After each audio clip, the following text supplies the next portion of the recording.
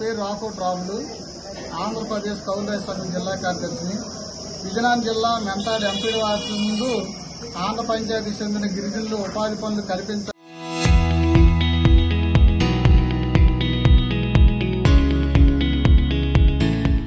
పస్తుల నుండి ఆదుకోవాలని చెప్పేసి ఎంపీడీ ఆఫీసు ముందు నిరసన తెలియజేస్తున్నారు.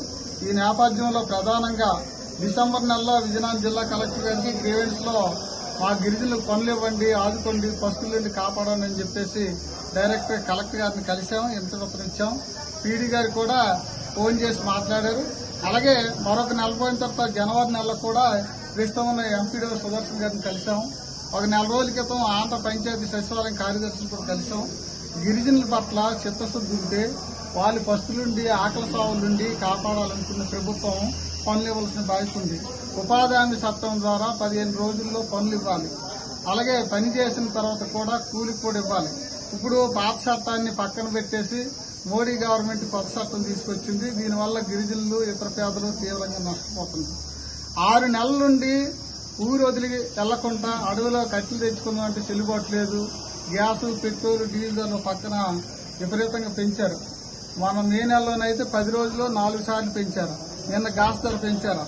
గిరిజనులకు ఆదాయాలు లేవు. ఎటు వెళ్ళిపోతాయంటే చిన్నపిల్లలు, మేకలు, పశువులు ఇతరాత్రం ఉండడం వల్ల బయటకు వెళ్ళలేని పరిస్థితి. ఈ నేపథ్యంలో ప్రభుత్వం వాళ్ళకి ఉపాధి పనులు ఇవ్వకుండా పస్తులతో కాలయాపన చేస్తూ వాళ్ళ జీవితాలతో ఆటలాడుకుంటున్నారు. ఇది అంతవరకు సమస్య కాదు, మేము అంగీకరించబోము. ఈ జిల్లా మంత్రివర్యులు కొండపల్లి శ్రీనివాసరావు గాని లేదా సాలూరు నియోజకవర్గ ఎమ్మెల్యే రాష్ట్ర గిరిజన శిశు సంక్షేమ శాఖ మంత్రులు సంజయ్ రాణి గారి వెంటనే చొరవ తీసుకొని గిరిజనులందరికీ కూడా ఉపాధి పనులు కల్పించాలి. పెండింగ్ బిల్లు ఎంతవరకు కూడా చెల్లించాలి. అలాగే ఫేస్ యాప్ కూడా, ఎందుకంటే ఉదయం 5:30కి వెళ్ళోళ్ళు మళ్ళీ 12 గంటలు 2 సార్లు ఫేస్ యాప్ చేస్తుంటారు. దీనివల్ల కొంతమంది నిరాశతో ఫేస్ అంటే కన్ను పడకపోతే తిరిగి వెళ్ళిపోవాల్సిన పరిస్థితి, చాలా తీవ్ర ఇబ్బందులకు గురవుతున్నారు. అందువల్ల పాత ఉపాధి హామీ చట్టం ద్వారా ఏ అయితే రాయితీలు ఉన్నాయో అవి పునరుద్ధరించాలి. మండుటెండలో ఇటీవల కాలంలో జిల్లాలో సుమారు 6-7-10 మంది చనిపోయారు. గన్సల్పేటలో ఒక ఆయన చనిపోయాడు, బుడపంపేటలో ఒక ఆయన చనిపోయాడు. వీళ్ళందరికీ 25 లక్షల చొప్పున నష్టపరిహారం ఇవ్వాలి.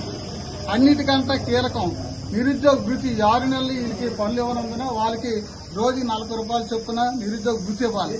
కానీ ఇప్పుడు ఎంపీడీ గారు అన్ని మాట ఏంటంటే ఇప్పుడు కాగితం ఇవ్వండి, మీకు చర్యలు తీసుకుంటాం అంటుంది. ఈ 6 మాసాలు ఏం చేశారు? అసలు పరిపాలన జరుగుతుందా? పరిపాలన ఎందుకు వాళ్ళ అధికారులు పట్టించుకోలేదు?